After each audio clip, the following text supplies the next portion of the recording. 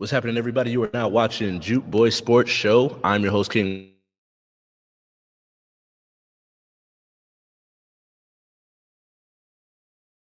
But anyway, I feel it, man. Having a little bit of Wi-Fi internet issues, and here we are. but we will see what's happening. It is hot in this studio, bro. It's normally not this hot, so as little Leo would say, high like fire. Right. It is a very warm day today out here in the beautiful Las Vegas. Yeah, Sin City, man, Sin City. But for the sake of time, so we don't run out of time like we were trying to rush through stuff last week. But let's jump straight into it. So last week we broke down quarterbacks, wide receivers, running backs, top 5 positional ranking. This week we're going to do cornerbacks, safeties, and pass rushers. Okay. I will start with my list and just give you some breakdown in mind. So straight up at the top, I'm gonna start. Normally I go 5 all the way up to 1. This week I'm gonna go 1 down 5. I kind of looked at the eye test, stats, and even some podcasts that I watched. Out to the I Am Athlete podcast. Stephon Diggs and Jarvis Landry were on a particular episode, and they both shout out my 1 and 2. Okay. Stephon Diggs might be slightly biased because this is someone that he played against twice. Right. Jarvis Landry played for the Dolphins, and he was there when my number 2 was drafted. So Jalen Ramsey, what more can you say about the guy? Talks a lot of trash, gets under a lot of people's skin, but he balls out. Right. Can't really argue with that. He's worth the money. He had a shaky start. Gave up 8 receptions in the first game to Amari Cooper. Yeah. But after that, 24 receptions given up the entire rest of the season. Okay. 11 games of less than 25 yards. And he travels all over the field, follows the best receiver. So I think with that's one of the things that I like to give credit to. Because there's some people there's 2 people on my list that play a lot of zone. But that still doesn't take away from how good they are at their position. It's just they don't travel. Right. They don't even play man. So, but Xavier Howard, since 2016, 18.7% of the targets in which he is in coverage on that receiver results in a pass breakup, or an interception, which has put him top in the league. Yeah. He's always disrupting a play. Exactly. Double-digit pass breakups and interceptions in the last season as well. Now has Byron Jones, so it's not like you can run away from him anymore. Okay. As far as throwing away and throwing in another direction, good young talented corner. Follows the best receiver as well. And this next one, Jair Alexander. 16 forced incompletions in 2019, but last year he gave up only 353 yards all season. And this includes the 2 postseason games they played. Okay. He's 1.4 wins above replacement. Not sure. I still have been trying to figure out how they come up with that number. Yeah. You have to ask the analytic. Yeah, I thought I was I thought I was pretty good at math, but there's a formula. Yeah, I'm not good. I don't have the formula. Right. I didn't have it in my cheat sheet. Okay. My notes. They're not in the notes. They're not in the notes, guys. They're not in the notes. But 1.4 wins over replacement, which is actually the second person on the list is less than half of that amount. Wow. That's pretty impressive. Right. That's really impressive. And so your boy, Marlon Humphreys, comes in at 4 for me. That's fair. 800 snaps at slot corner as well as wide as the outside corner as well. Plays man. Doesn't travel because they have Marcus Peters on the outside. And then they had Jimmy Smith before that. Yeah, and we have slot corners. He does play in the slot at times. Right. You know. He had 800 snaps at both spots. Yeah. So it's like for him to be that guy. Right. We just have so many good defensive backs or so much depth. Exactly. So he doesn't have to travel. I think that if he was let's just say it was like a big Ramsey? drop off, if he had Ramsey and then there wasn't someone to the talent level of Marcus Peters. Okay. Because on according to Pro Football Focus, which is based on my stuff, is pretty much the stats I'm using is according to them. Yeah, do want to shout out to them. I'm not the biggest fan of them. Right. Not the Bible, but it's kind of a close. Right. You know, it's a good reference. measurable. It's a good reference point, metric point. Right. As well as 11 pass deflections for Marlon. Tre'Davious White comes in at 5 for me. Okay. Number 2 on that list. 17% of his targets result in pass breakups or interceptions. What was it? Xavier Howard and Tre'Davious White, of all of the corners that we've mentioned, as good as Jalen Ramsey is, he's not the pick six, take over a game, like get scores on the other side type of corner. And I do think that that's one of the things that, although Alexander and White play a lot more zone, they have their sure playmakers. Hands are good. Yeah. They're definitely catching in, running it back. Right. But the one thing I can say about Tre'Davious White, one of the things for me where I was at this point, I had Lattimore for the Saints, Denzel Ward, Stephon Gilmore, as well as Tre'Davious White were who I was kind of arguing. Yeah. That 5th pick. And so with 5th one's always tough. Right. So with this one, we got to pay attention to what they've done before last season and what they're going to do now, which is what this ranking is for. Not a career thing for me. It's looking at what you did last season and can you replicate that as well as even do better? So you're going into it as the top 5, I guess you could say, coming into the season, type corners and stuff. Right. So if you were going to do a fantasy draft in which you picked every individual player,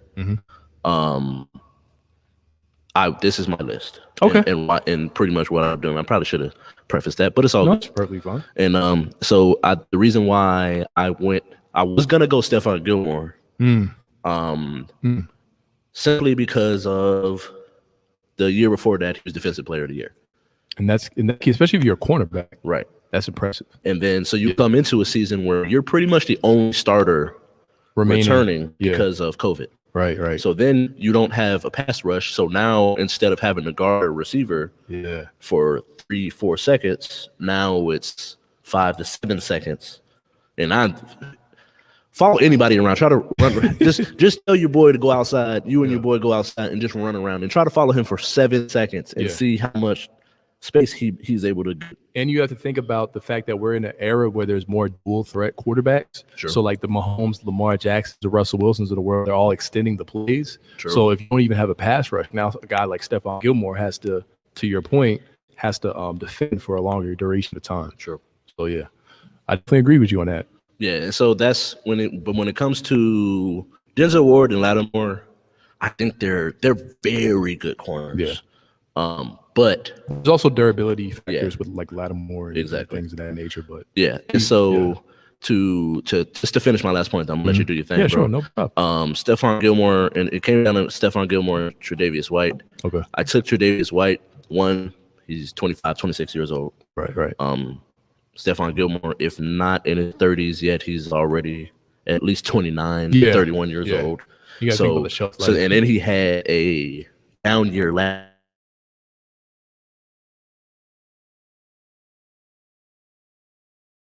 I don't think that Defensive Player of the Year for him. I think that was his peak. But I do think that he can at least get close to that. I would predict him to be all pro. Okay. At least Pro Bowl corner.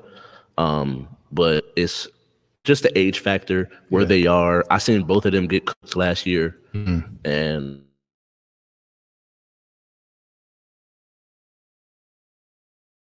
go wrong with any of those cornerbacks. I think if you're a franchise, those are 5 guys you just love to have on your team. True. You know what I'm saying? For me, first and foremost, I don't have the statistics in front of me, so I'm kind of going this off the top of the dome like a freestyle. But I do have Jalen Ramsey as my number 1 corner. Okay. I think Jalen Ramsey, ever since he got his bag, has paid. He's been a model cornerback of someone who can actually travel. He can defend the not just the number one receiver on every team, but elite receivers. Sure. You're looking at the DeAndre Hopkins of the world. He likes to engage in those physical battles, and he's someone whose side you don't want to throw to per se. So we talk about interceptions, and getting interceptions is great, because they say Pro Bowl. But also, I think Pro Football Focus also looks at like coverage rating and things of that nature. And Jalen Ramsey last year, he had one of the better seasons of a corner that I've ever seen. I wasn't necessarily a Darrell Revis 09 levels, but I mean this dude was exceptional, and I kind of I remember a stat that you'll remember this one on NFL Game Day. It was Devontae Adams and how good he was leading up to that matchup, and Jalen Ramsey, how good he was leading up to that match, and who was going to kind of win. And when he got that touchdown pass, you remember it was Aaron Rodgers had him at the goal line moving in motion to kind of avoid Ramsey, and Ramsey's like, you know what I'm saying? So they had to scheme guys open against Jalen Ramsey. Then number two for me, number two was a little more tougher than for my number five, kind of how your number five was kind of tough. It was between, for me, Jair Alexander of the Packers. Our homie Ricky was like, yo, Jair Alexander, definitely check him out. You know what I'm saying? And the Tre'Davious White, Tre'Davious White, he's more of that playmaker, the style and that Bills defense. Yes. And then I look at, Jair Alexander and what the Packers were missing last year, but I felt like the Packers is more of an issue with their linebacker core. Right. So I went with Tre'Davious White at my number 2. Okay. Jair Alexander, my number 3. And then number 4, I could talk about this guy all day, Marlon Humphrey, straight from Alabama.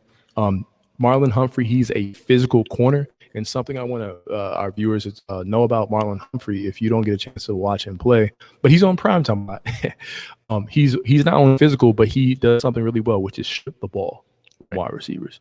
If you ever watch him play, he punches the ball almost like a Jack Tatum. I don't want to say sacrilegious, but he punches the ball. Ask Juju Smith-Schuster about him. He'll let you know, man. So the ball is never safe around Marlon Humphrey, So I kind of Tillman as well. Yeah, Peanut Tillman. So I think that's kind of some of the players of that ilk that he looked up to. Right. He can play some of the slot like Ralph mentioned, and but we have so many corners at that position.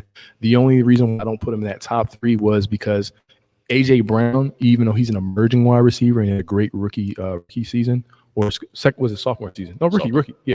AJ Brown was not a rookie. Yeah, sophomore. Last season. Yes, sophomore season. Thank you for correcting me on that. In the playoffs, he kind of gave it to Marlon a little bit, and Marlon came out on Twitter, like, I'll be better next week. Okay, right. And then, man, that fourth spot is always kind of tough. I'm gonna go with Stephon Gilmore for the reasons we mentioned, due to that lack of a pass rush. I think we already saw what he did when he had some help. You know what I'm saying? Right. So I'm gonna go with Stephon Gilmore. Number 1, even though I do remember Devontae Parker, kind of give him some of that work, you know what I'm saying? But I think every dog has his day. Jerry Rice gave Deion Sanders some business too. I'm not saying that Stephon Gilmore is Deion, but he's your constant professional. Anytime you have Defensive Player of the Year, so his accolades speak for himself. You know what I'm saying? And then that 5th one, man, is always tough. I'm not going to say he's. Do I want to say he's in the top 5? I'm thinking about old boy from the Bucks. Last name I believe it's Davis. Carlton Davis? Yeah. I think that might be a little premature. Yeah. But extremely premature. He's not even better than Xavier Howard, in my personal opinion. Yeah. So, Xavier Howard at number 2. Yeah, that's always like, because you told me Xavier Howard, I was like, I'll put Xavier, but Carlton Davis, I think it was interesting. He's a good young corner. Yeah. They have some good young pieces. Right. They have one according to PFF, right? Pro Football Focus. They have 2 of their corners in like the 20, in the 21. I think they had it's 25. The top 25. Mm-hmm. So it's like. Yeah, but the thing was, like me, I was thinking about the pass rushers, and you could actually make a list of pass rushers just off via Vedas and all that they have. Sure. So I'm actually going with Xavier and Howard. So we actually have like the same positions or same like names, just different rankings for those. So that was my top 5 cornerbacks, and I base mine off of versatility as well. So slot play, things of that nature. But that's who I have. You can fix your mic. Oh, I see it's pointed. Oh, to the side. All right. There we go. All right, cool.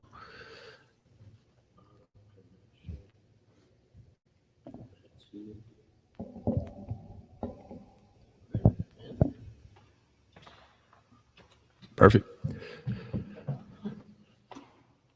And just getting back online.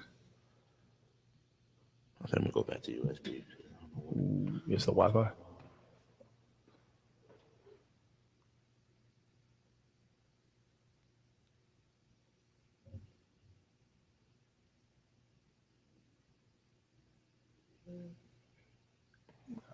Still live, still 3 dots.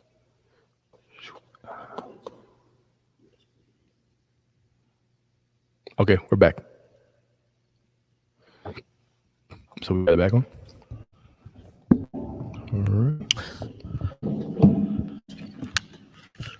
All right. Thank you guys for still sticking with us.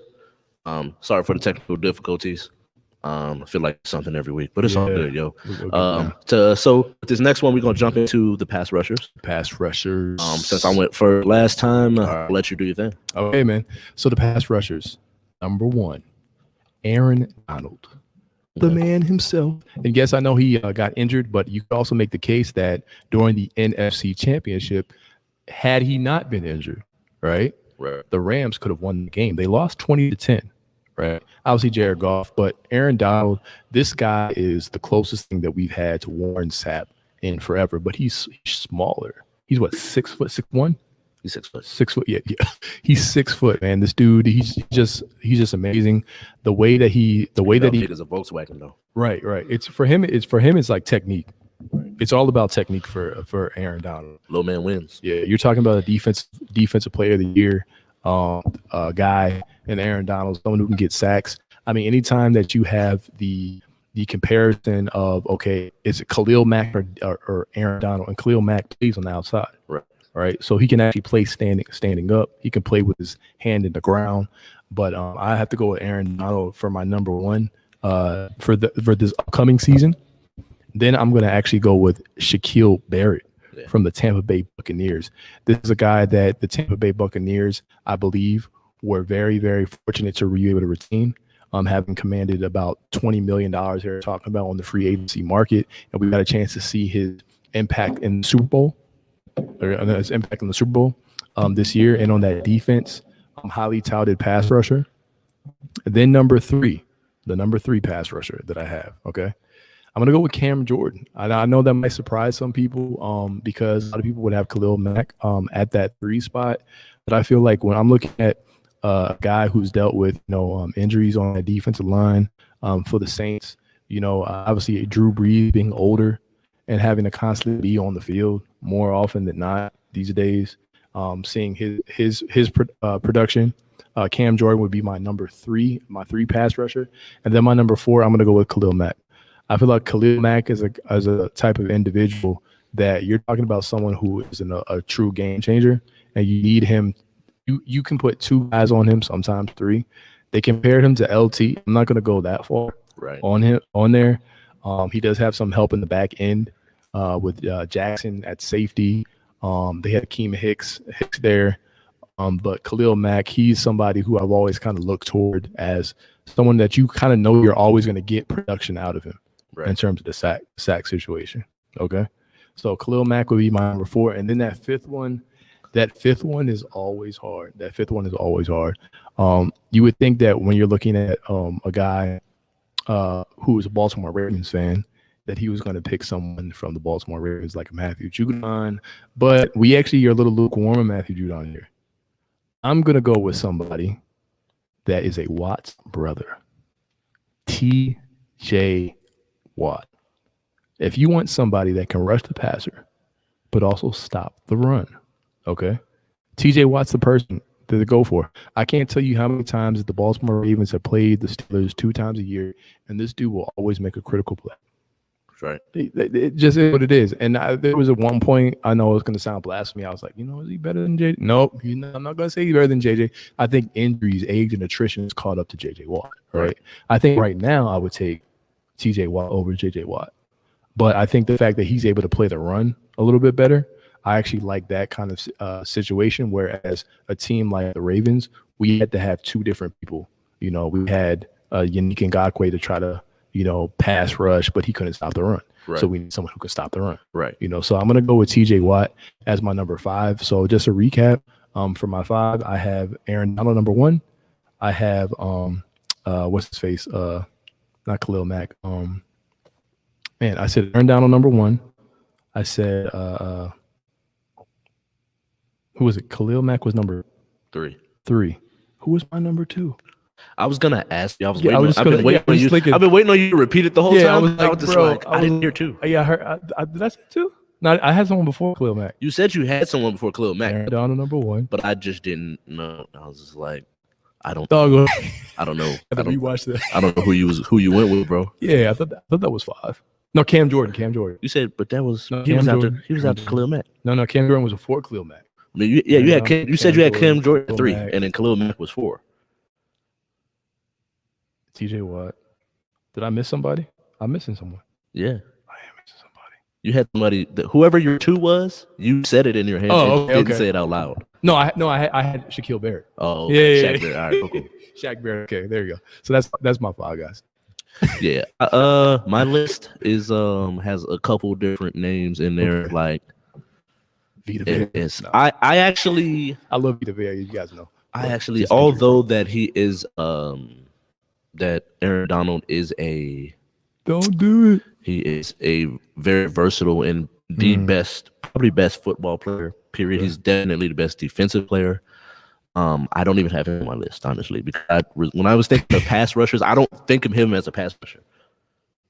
Although he does get a lot of sacks, I think of him as an interior lineman. So I don't think of him as a pass rusher.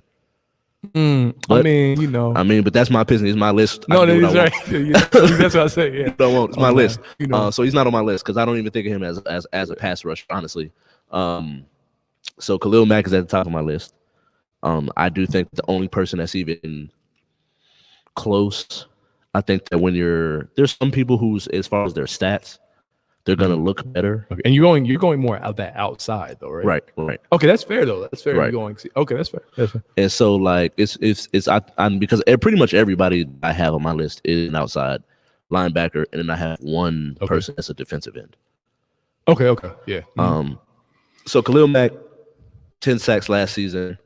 Pretty much is in the double digits every year as far as sacks. He was first in assisted tackles with 18. He's consistently doubled and triple teamed. Okay. Another PFF ranking, graded highest pass rusher last season, over T.J. Watt as well as Joey Bosa. Okay. If Nick Bosa doesn't get hurt, he probably makes my list, honestly. But just Khalil Mack, just everything he's been able to do in his career, constantly double team, triple team. Okay. The Bears actually got Robert Quinn last year, and it helped to a certain degree. Yeah. Open up the other side, Keem Hicks, Eddie Jackson in the back. It just helps when you have so much around you. And I think that my number 2, although I do think like from just a pass rushing ability, TJ Watt is my number 2. Okay. First in sacks last year with 15. The year before that he had 18. Only second to Shaq Barrett in that year when he had 19 and a half.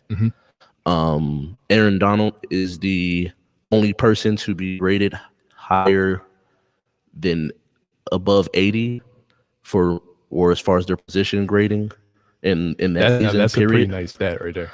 He's the only person to be graded higher than TJ Watt at the pass rushing position. Okay. Myles Garrett in at 3, 13 sacks, 49 pressures through the first 11 weeks last season. Yeah, Myles. I do think that this season, now having Jadeveon Clowney on the other side is going to open up so much more for him. Their defense is stacked, by the way. Facts. Because I almost put John Johnson in my top 5 safeties. Oh. And so, but they have so much on that team. Yeah. It's a lot going on over there. My boy Chandler Jones comes in at 4. I still think that some of what I did, I know I said that this isn't a career achievement award. Yeah. So it's definitely, he had 97 career sacks. He's had, over the last 4 seasons, he's had 2 seasons where he had 17 or more sacks. Okay. 19 2 years ago. 4 years ago, he had 17 sacks. Last year, he was hurt for majority of the season. So we didn't really get to see the best that we could out of him. Right. And then Shaq Barrett in at 5. The reason why I disagree as far as him being the second best is his sack totals didn't really reflect. Yeah. As well as like the other things, the pressures and things like that. Like, and that offense, I mean, that front seven is something. No, their front seven is best in football. Right. I definitely say they are. Because that was like, remember in a previous episode, we picked their front seven as the reason why we believe they could beat the Chiefs. So true. I have no qualms with that, man. Although he did ball in the playoffs, he had 4 sacks in the playoffs. And there's multiple linebackers like Devin White. So I love Devin White, by the way. He reminds me of like a young Ray Lewis. Yeah. Oh man. Y'all should have drafted him. I know, right? But we got the low budget, Right. I'm not gonna diss him because he's still young, but you know what I'm saying. Yeah. And that's my list. All right. So now we're gonna slide over to the safeties. Slide on over to the safeties. So number 1 was actually kind of tough for me. Yeah. And I'm gonna tell you why. Because I was trying to figure out, am I going with that missing piece to that championship puzzle? Even though this team wasn't going to championship, he was like the missing piece, the creme de la creme of their defense, and he instantly came in and made an impact. Or did I go with someone else who, kind of fit that Seattle culture? Right. So 2 teams, 2 franchises, whose names start with an S, the Steelers and the Seahawks, right? And I'm going to go with Minkah Fitzpatrick. Okay. I think I have to be as an objective Baltimore Ravens fan here. You know what I'm saying? And the Steelers, they did anything all right last year. It was their defense. Right. Their defense was the one that carried them, you know? So Minkah Fitzpatrick, he said, I went out to Miami because he wanted to win. He has a winning mindset, but, at the end of the day, it's as much as that's important, that's an intangible. We want to see how he does on the field, and he instantly came in to that Steelers defense and was like the missing piece. True. So you have a TJ Watt, Bud Dupree, and Cam Hayward. Hayward's a little more long of the two, but he can make plays. He actually made some pivotal plays in the Cowboys game to make a stop. But Minkah Fitzpatrick, he can pretty much do everything, and you don't want to throw the ball against Minkah Fitzpatrick. No. Now Jamal Adams, he can play that zone coverage. He fits in that scheme, but he can also stop the run. Right. And so that's what I like about him. I like his versatility. So Minkah, number 1. He's definitely a box safety. Yeah. Jamal Adams, that physicality, where you're getting him at number 2. Number 3, even though has Ed in his name, but he does have some Ed Reed-esque qualities. I actually got hit to him, I believe, last season, Eddie Jackson. I have a friend at my job at DraftKings who's a huge Bears fan, right? And he's like, Eddie Jackson. And so I was watching one of Brett Coleman's videos, popular YouTuber, and he broke down the impact that Eddie Jackson had and why he believed, I believe it was last season, that he could have been Defensive Player of the Year. There was a couple different players in that running, but it's like where they give it to a safety. Right. No. So yeah. But Eddie Jackson, just his versatility and just his ball hawking skills. For me, it was more of the ball hawking skills of Eddie Jackson. Right. That and he's more of that playmaker type. So if you need somebody, it's fourth and long or fourth and whatever, and you have the quarterback under pressure, I'm going to put Eddie Jackson there.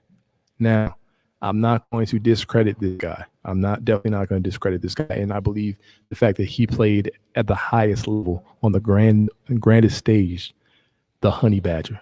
Right. The Honey Badger. Now, some have him 2, someone have him top 3. Maybe I'm being unfair, but I also believe his slot work, his ability to play in the slot. He can do some run things. He's physical, but he's gonna ball hawk. But he's also gonna play in the slot. And I never forget he had an exchange with Deion Sanders, I believe, or on Twitter about 2 seasons ago when he talked about I'm the best, not best corner, but like the best safety. Right. Because I can do all these different things. I can play in that slot role, So I look at the Honey Badger and I put him number 4.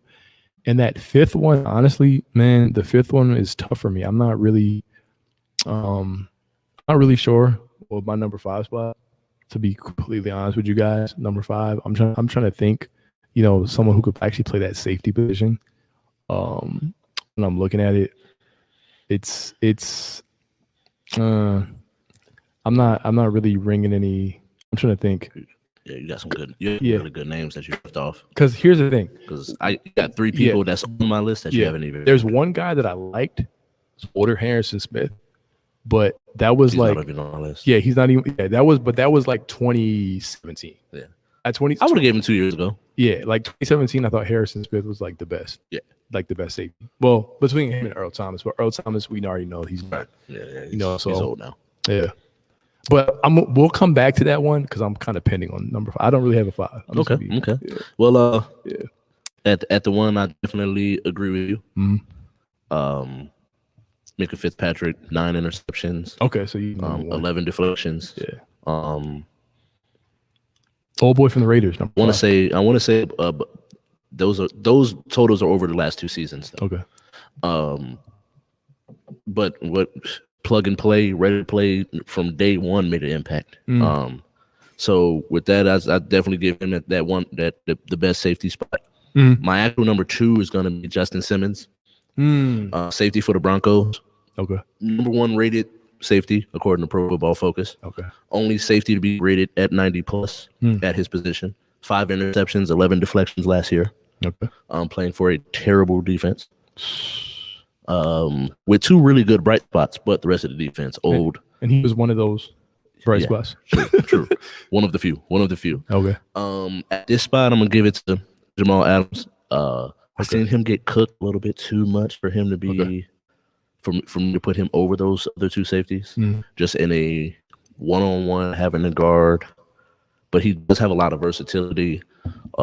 Definitely laying wood, coverage to a certain degree. Being able to roam, get attack the quarterback.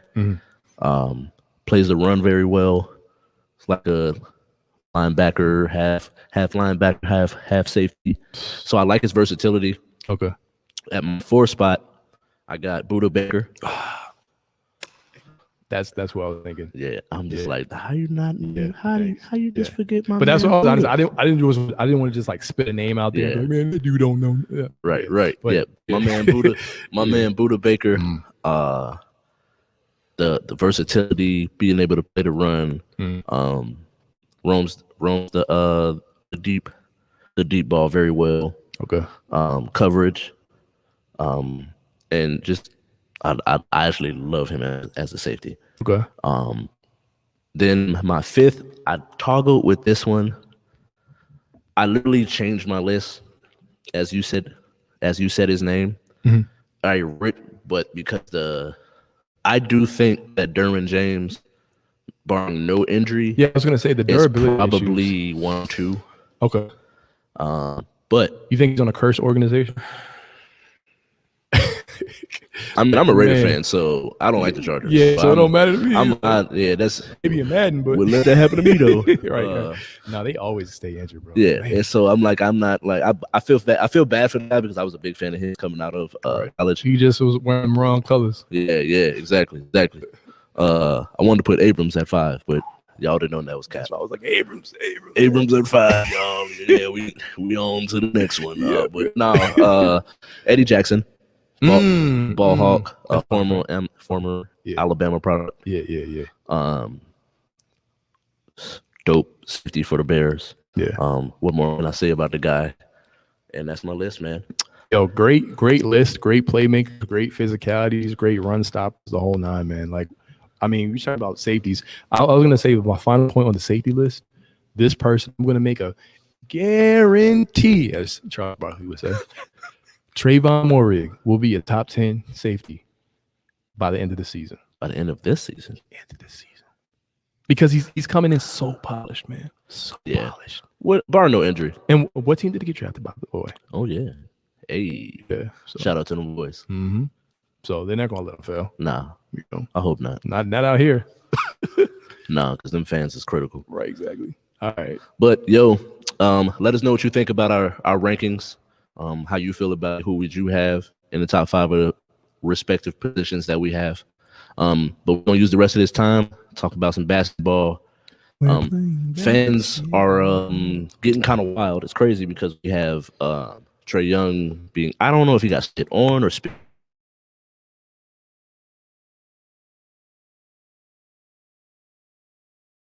And 3 people kicked out of the game. Right. And then even like just recently, the Wizards had Russell Westbrook getting popcorn poured on him after spraining his ankle. So then the next game, have someone run on the court. That's crazy. So and like, they got tackled too. Yeah. So it's like for me, I'm just like, bro, what's gotten into these fans? It's just like, is this what happens when you know we what have to it stay in is? the house for forever? I was We just just about lose to our say that. minds, I bro. was We about don't know to how to say it. handle outside. Cue the Eminem, just lose it.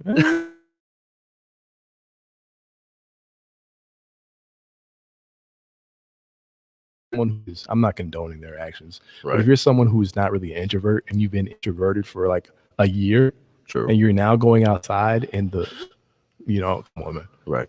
Come on. Yeah. They're losing it out there. They probably are. There's probably a little psychological, and then some of them are just evil. So True. Yeah, I said evil. Evil. Yeah. I don't get it, man. It's wild. I seen a video. It was a press conference with Bradley Beal. He was talking about does he feel safe on the court, and he was like, nah, because I know. He's like, these hands work. Okay. He's like, I know nobody's running up on me, and as an individual, he's like, you can throw stuff and talk all the trash you want, but like, nobody's finna run up on me, so I don't feel unsafe. Yeah. The one thing that I do think, like, that's just how my mind works. I always think of like the worst possible outcome. So I do think that the NBA, they got to get it together. They got to protect the players, because like, it's who's to say, all right, we've had somebody throw a water bottle at Kyrie, a full one too, at Right, that, because the right. only way it will come down. and that could have Yeah. messed him up. And then we have someone pour popcorn on Russ. Yeah.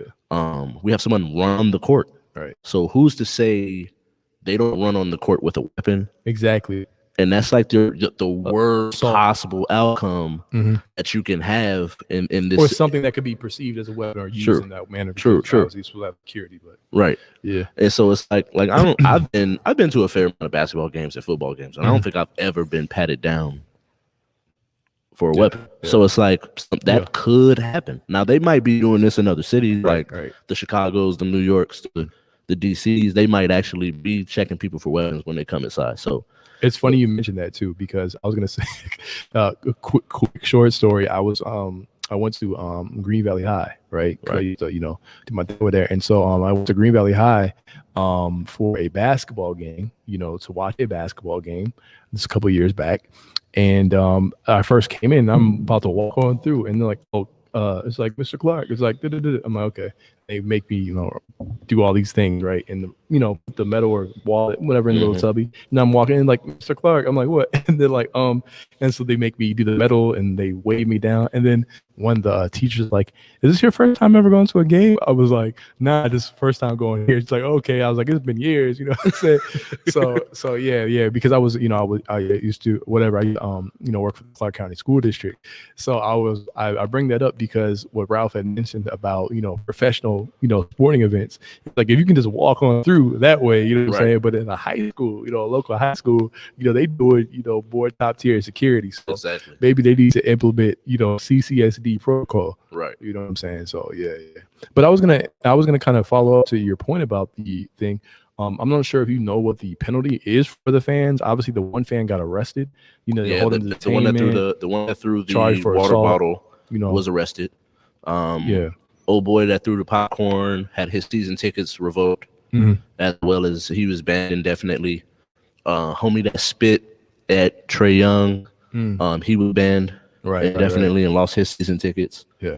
And I think all three people were banned in Utah. Yeah, I like the ban, because I was gonna say what would be a plausible or feasible type of punishment, that should be inflicted on these fans. I do like the ban. Yes. See, here's how I feel. And my final statements on this: the ban is cool, perfect. Don't even show up. You lost your privileges. Right. You can't come back. Right. Right. Because not only are you in the safety, but also you're taking the enjoyment away from those that are around you to some degree. And then my final thing is, I think I saw like Skip mention this. He said like assault, because it is assault. Like if you throw something, it could be the ice, and you throw it, that's assault. So you should be charged with something. But spitting on someone is we shooting the fair one. Yeah, that one we got to shoot the fair one, like straight up. You got to catch these hands. I'd fight my mom if she spit on me. Like that's how personal I take. That's messed up. Like that's gross. Like, first of all, that's gross. And then at the same time, like it is technically a charge. So it's even if you spit on someone, you pour a drink on someone, that's a charge. Like I hate that. Right, and it's so that's so real, but it's such a people might look at it like, well, oh, nothing happened, and it's not that big a deal. But it's like what that could lead to. You got to stop it. You got to put that to dead, put that to rest, like from the jump. Especially like when it comes to, like, I seen a story. A guy was at work. I want to say he worked at Popeyes or Wendy's. Guy comes in, calls him a racial slur. He swings on him and kills the dude. Really, but really, like, the dude is reacting to something someone said to him, and then he goes and tries to fight the guy. Now, at that point, it could lead to something worse. So I use that to say, in all 3 cases in Utah, there was racial slurs being said. Yeah.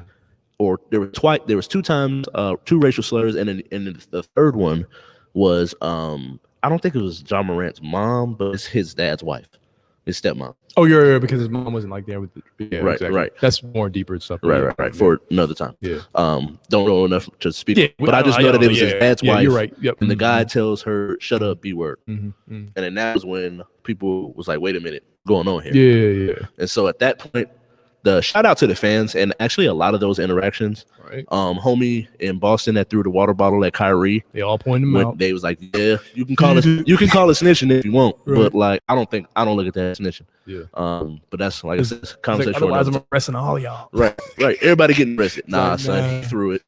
But like, yeah. So shout out to them, because at the end of the day, man, we've been trapped in this house, and to be able to catch a game, like we now have, they're letting fans in the stadium. All right. So you're gonna ruin that for us? Yeah. To where in soccer, they'll straight up be like, yeah, no fans for the next match. So we don't want that. That's the last thing that we want. So like, don't come in here and ruin it for everybody because you want to be a jerk. Yeah. I agree. And with that, we're gonna end that one and break down the rest of these playoff series, man. Which one was I'll kind of go like this. Which one so far, now that we're halfway through, has been the most exciting to you? Your personal. The Lakers Suns has been the most exciting to watch. Okay. The most surprising one. I'm actually surprised, although Jamal Murray's not playing, that the Blazers came back and tied the series. I really thought they were finna get smacked, then it was about to be over in 5. You believe in Campazano that much? That sounds like a nah. When you're not able to stop someone. Yeah. Neither team can really do stops. Right. Like Dame's pretty much getting whatever he wants. Right. Facts. Except for that one half when Aaron Gordon was guarding him. Yeah, Gordon is nice. Yeah, I'm glad. I'll give him that. He's a good long athletic. Yeah, he found his role. Big. So like I hope that once they get Jamal Murray and being able to Michael Porter being able to do what he's doing, he's playing very well. Need to get my boy Boyz some burn, but anyway, right. Get that boy some at least 6, man. You telling me that? Give him 10 minutes a game, right? Come on, right.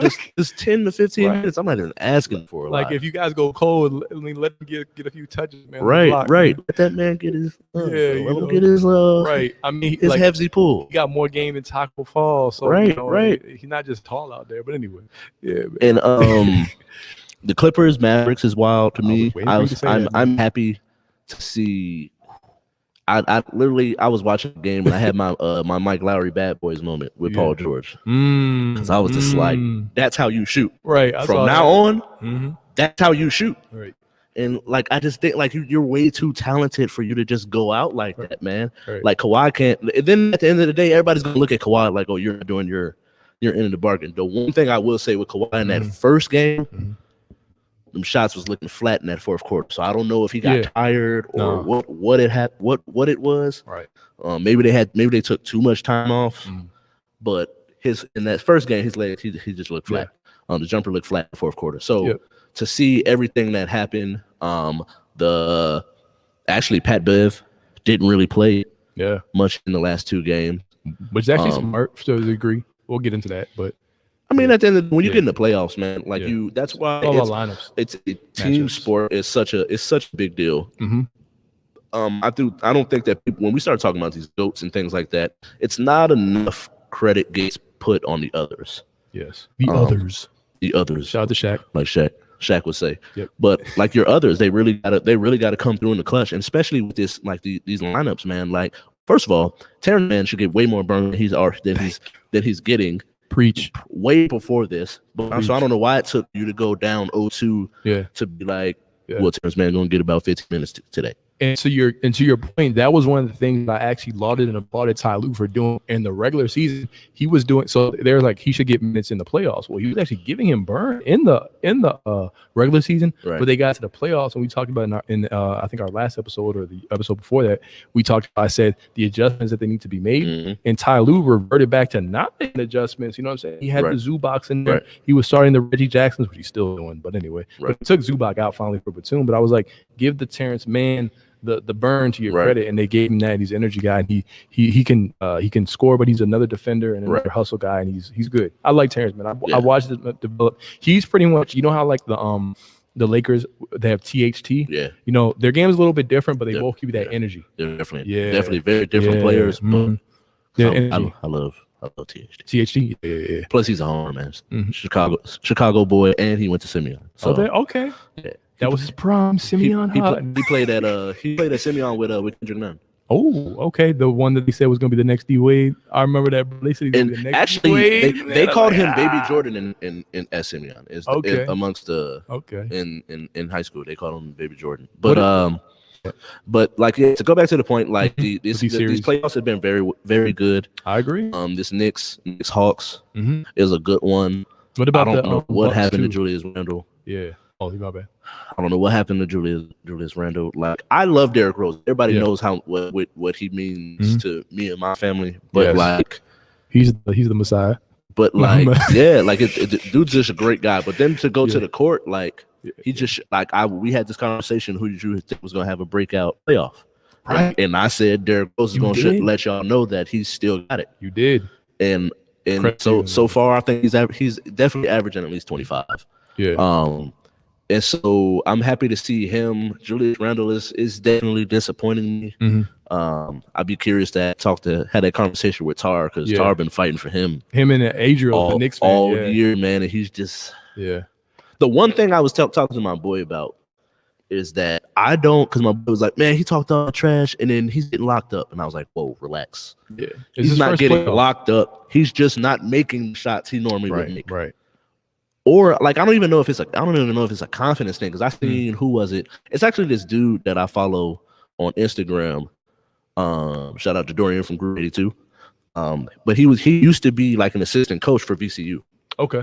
And so, but now he's probably one of my biggest inspirations as far as like social media, learning from social media, the music industry and things like that, because he raps now. He's an independent rapper. Right. And so he broke down why the Knicks were going to lose.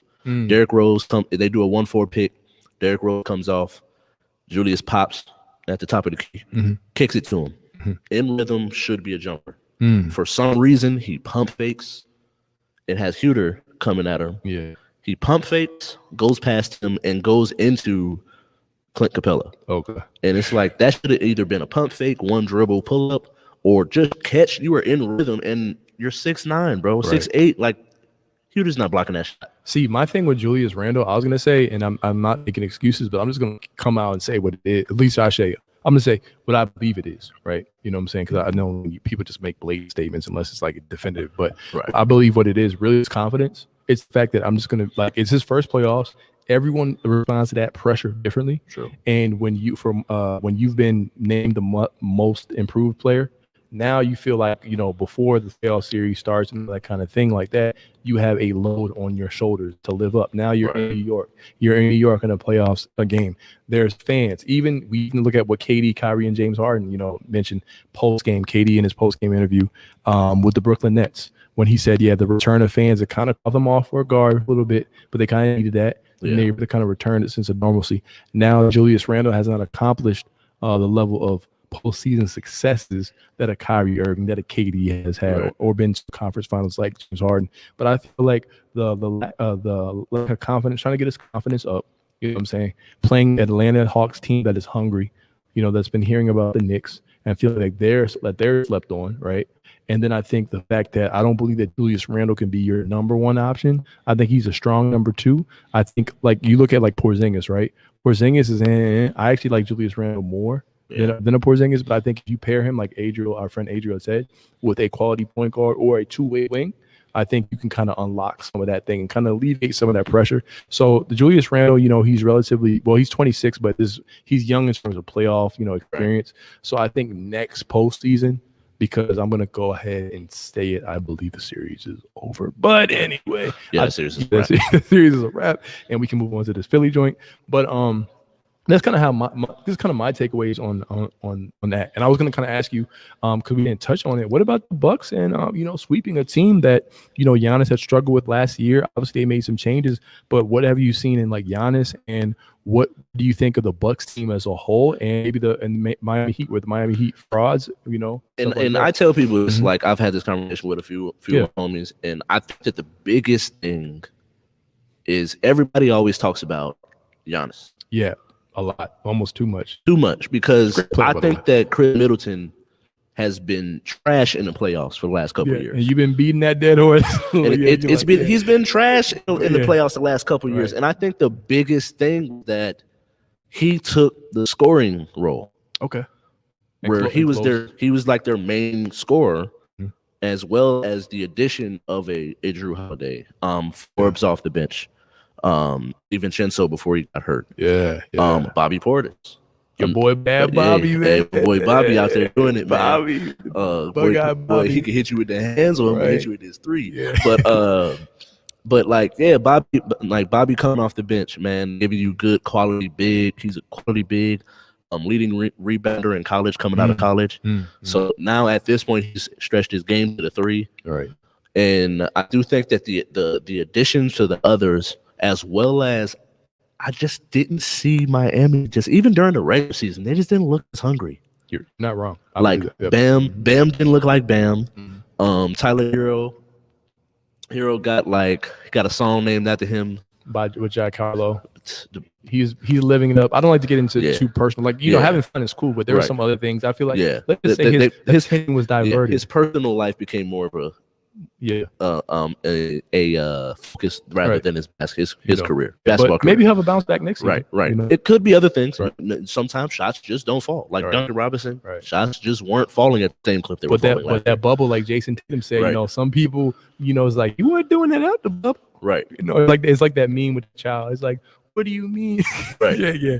Right. The Jadakiss pose. Yeah, the Jadakiss pose. The little Jadakiss dude. Yeah. and Jimmy Butler, I feel like, and he's a great player, but I feel like his feet weren't held to the fire a lot. After that, I mean, you have to be, you do deserve a level of criticism for your poor play. Yeah. Especially maybe you could check Giannis, My thing, I'm going to shut him down. Giannis is the only one. If you go and look at he didn't shoot well. Right. But he had a triple-double in like 2 or 3 of those games. Fair enough. So it's like he didn't shoot well. Sometimes you just have bad shooting nights. But when I got like 12 assists, 10 rebounds, and 12 points, can the 12 assists, who was scoring? Facts. So it's like I do think that it was a culmination between the two. The Bucks got better. Yes, they did. The Heat got marginally better. I do think that they had a better team than last year. I do think that they still lose the series, but they don't get swept if Victor Oladipo is there. Yeah, I was going to mention the Victor Oladipo thing, and just real quick about Victor Oladipo. We've discussed this. I've discussed this with multiple people, multiple friends over the years. Victor Oladipo to me was, I said, look at him and Paul George, right? They both suffered leg injuries, etc. And he had I said, what he was trying to do, I've always told people, I kind of gauge it like this, because people forget. He took LeBron James to 7 games, beat in the first round, but it's still LeBron James, right? He played really well in that series, okay? Was an all-defensive team member, etc. Right. He's not as offensively skilled as Paul George. He's more like a lower budget version in terms of like he can get a shot, and he can play defense. I think he's 1 point. More at Dwayne Wade coming out of Indiana. But I said he was trying to duplicate what Paul George did in terms of coming back from an injury, and he never was able to get healthy. And so they had a chance to get James Harden. And you're hearing it now more and more. They don't necessarily want to talk about the mainstream, but people they should have got James Harden. That would have been that piece, that other shot creator, that other scorer that could elevate them. You know what I'm saying? I really hope it wasn't because they didn't want to trade Tyler Hero. Well, they said it was Tyler Hero, and I believe I heard Tyler Hero and Duncan Robinson. I've also heard Tyler Hero and Bam Adebayo. And the thing is this, though, Bam Adebayo, he showed you. Like, I like him. I like Bam in that city, Yeah. but he's not a prime Tim Duncan. You feel what I'm saying? I was telling Adriel, our friend that before too. You know what I'm saying? And so I believe this. I think that and the fact that the Bucks, you have to give them credit, and your boy Drew Holiday. Sure. Drew Holiday. So yeah. And then for me personally, I don't want to beat a dead horse because my favorite player, but I'm gonna be honest. Like, how could you not find that Mavs and Clippers series exciting? Right. You're talking about generational talent. Luka giving Zubac the business. Right. I mean, this dude was shooting fadeaways. He was posting up my boy Kawhi. You know what I'm saying? Like, I'm not afraid to say it, but Paul George and Kawhi have been playing great. Right. Kawhi Leonard actually has been the best postseason player in the entire playoffs. If you look at all statistics, including KD. That game 3, Mm-hmm. I don't know why, but they was putting Kleber on him, or I don't know if they were switching and he was getting cooked. Like, he was cooking him at every level, bro. Like, I seen him. He took he drove on him, took that 1 Euro step, but went straight into his chest. Right. Yeah. Excuse me. Yeah. And then dunks on him too, and I'm just like, and then after that, it's tween, sidestep, pump fake. Yeah. Oh, excuse me, I'm gonna take this free throw. Right. Like, it's just this. And then they weren't sending help. Help? What help? Like, bro, send the help. Bro. Help me. Right. Like, Kleber's sitting over there, like, bro, help. Porzingis. Yeah. And that shade a little bit, bro. You're 7'3". Yeah, and that's where I felt like there was a level of disrespect, though. And I'm not saying Luka's not great. He's a generational talent. If you want to talk about age 22 age, that's different. Right. But as of right now, Kawhi is better because he's a two-way player. He's an extremely efficient, one of the most efficient players, right? And they have no one who can guard him. We talk about Luka, but Kawhi's not a liability at the free throw line. When you're shooting 48%, 48% from the free throw line, like, you know what I'm saying? And then shooting worse than Ben Simmons at the free throw line. That's facts. crazy. They were just crazy. First than Ben Simmons, worse than Lonzo Ball, But my last point is, Rick, like Shaq said, I believe it was Shaq who had said it, expect them to make the adjustment to the adjustment, right? Oh, yeah. And so what I'm going to look at seeing a Dwight Powell in there in the first quarter. Yeah. He was an energy guy. He can actually shoot. He will roll hard to the basket. So what they're going to do is I'm expecting more physical too. Yeah, Batum. Oh, you go Batum. I'm going to go Dwight Powell. I expect the Mavs to come out hungry. People say, "Oh, their spirit is broken." Man, Rick Carlisle, he's a tough-minded coach. Luka's a generational talent, and Dwight Powell's going to add that energy. They got a lot of toughness too. Right. Tim Hardaway Jr., Jalen Brunson. Yeah. So I think that the Dallas Mavericks will come out. They could win the first quarter. Now, every time they win the first quarter, I think they have a winning record in terms of game one. So they have they definitely have a chance to get. They were 20-0 at one point. Right, make this a 7-game I think series. Game 3 they won that first quarter, but they lost that game. Yeah, they do have a chance to make this a 7-game series. Yeah, or it could be a situation, I think, Ralph, where it will be Dallas wins the first quarter, and then the Clippers come up that second quarter and kind of, eventually they carry away because, to your credit, Dallas can make adjustments offensively, but I don't think they have an answer defensively. No. And you could tell Rick Carlisle was looking for that in the end of the game. They never really had one. No. And that's why I like this with this. I get it. Like, there's such an offensive. There's so much firepower. But both teams, it's so much firepower. But the defensive end is where I think that, and that's where, like, the personnel, like, Rick Carlisle has been known to have good. He's a good defensive coach, going all the way back to his Pacer days. But, like, that team, and they just don't have, like, outside of Finney Smith, right? Porzingis with the help. Yeah, Powell with the help, with the blocks from the weak side. Like, they didn't really have someone that can. Yeah. Because even Finney Smith was getting cooked by Paul George. Right. So it's like, at a certain point when you don't have anybody that can get stops, but then you're really depending on one person to really be able to lead you to the promised land. It's not going to work. Yeah. So even if they get past this series, they're not going to do well in the next one. Okay. I don't really see them getting past this. I also picked the Clippers to get to the finals from the jump. I really wanted to talk some more, but I was going to ask you. We got your last point prediction. I'm done, but I was going to say your prediction in terms of the Memphis and Utah. Where do you see that series? Your final thoughts on that? Because I'm going to give Ja some love. Yeah, Ja doing his thing, man. He was actually, when we had that conversation as far as breakout, I said that he would definitely be let the world know. Jumper slightly shaky. But he's definitely that floater ain't though. Yeah, man. But he can get to the lane. Like it's barring no injury, man. Like I really hope, because there's so many different players I would have loved to see with no injuries. I agree. And so What are you at? We're at 3-1. Yeah, I think it is Going back to 3-1. Utah? Yeah, going back to Utah, man. Yeah. I would like to see them pull it out and then have it go 6, Right. but I just don't. Not in Utah. Yeah. I think And we have Donovan's enough back. 2-2 series And already. Donovan's back, so it's. I'm gonna start calling him Damien, like DMX, because he just plays like with the edge. 1, 2, X is coming for you. But thank you all for watching. We had a little bit of technical difficulties, but we pushed it through. Push through, man. Push through. Now, for my people that would rather listen to audio versions, I will be putting up each individual segment as an audio-only version. It's officially on Spotify, Google Podcast. I'm working on Apple Podcasts as well, and it's on a few other ones. I will put them in the comments or under our description in YouTube on our YouTube channel. And thank you all for watching. Yep, thank you. Peace. Have a good day.